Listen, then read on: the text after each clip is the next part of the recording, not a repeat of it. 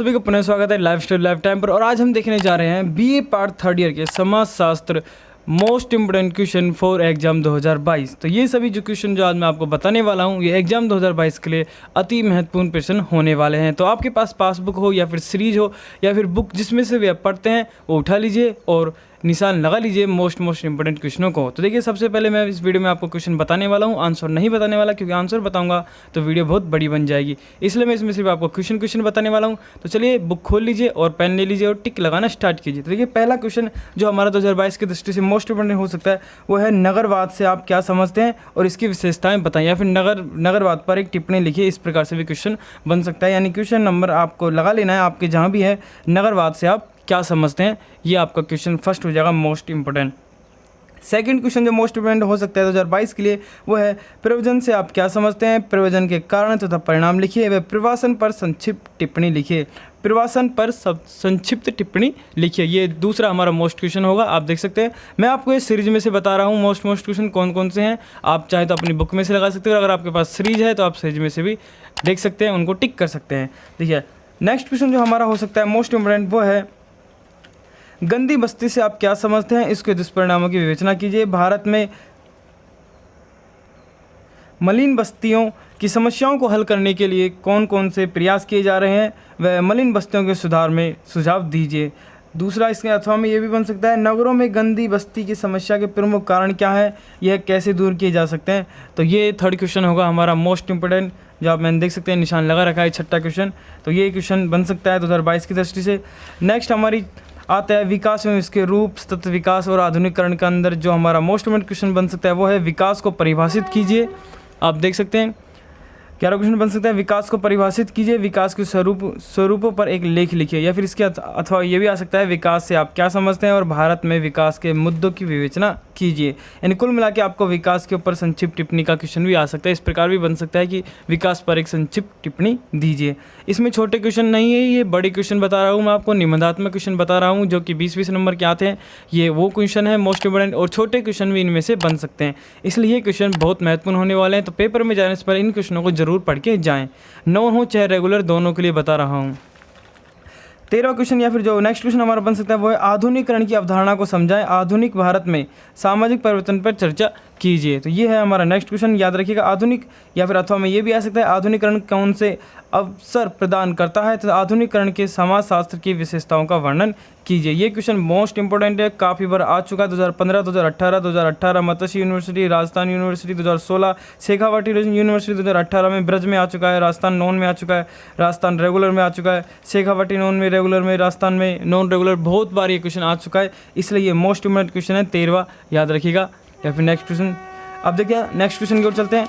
Next question जो हमारा हो सकता है मोस्ट इंपोर्टेंट वो है विकास का समाजशास्त्र से क्या समझते हैं, वर्तमान संदर्भ में इस विषय की प्रासंगिकता बताएं अथवा विकास के समाजशास्त्र की विषय वस्तु का विवेचन कीजिए। इनमें से किसी भी तरह का क्वेश्चन आ सकता है। तो देखिए आप जानते हैं निबंधात्मक क्वेश्चन हमेशा टुकड़ों में आते हैं, उनमें काफ़ी चीज़ पूछी जा सकती है। तो देखिए विकास समाजशास्त्र पर क्या प्रभाव डालता है, इस प्रकार से भी क्वेश्चन बन सकता है, इसलिए ये क्वेश्चन मोस्ट इंपॉर्टेंट है, ये भी लगा लीजिएगा।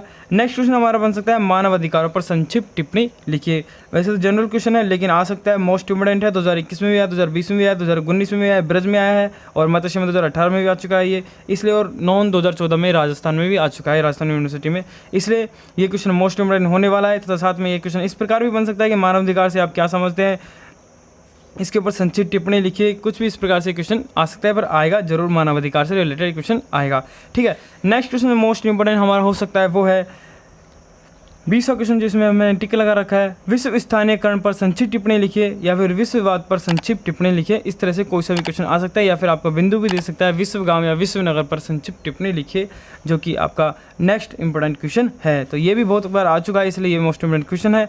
नेक्स्ट आ जाता है 2021, ये वेरी मोस्ट क्वेश्चन है, इसको इसलिए वेरी मोस्ट लगा लेना। वैश्वीकरण के समाजशास्त्र को परिभाषित कीजिए तथा वैश्वीकरण की प्रकृति एवं विषय वस्तु तथा भारत में वैश्वीकरण के समाजशास्त्र की प्रासंगिकता पर प्रकाश डालें। या फिर क्वेश्चन इस प्रकार भी आ सकता है वैश्वीकरण के समाजशास्त्र की प्रकृति की विवेचना कीजिए। कुल मिला के आपको वैश्वीकरण को समझ लेना है और वैश्वीकरण के समाजशास्त्र पर इन दोनों के रिलेशन में आप क्या समझते हैं, इसके क्या प्रभाव, ये सब आपको अच्छे से याद कर लेना है वैश्वीकरण के ऊपर। तो नेक्स्ट क्वेश्चन हमारा जो बन सकता है वो है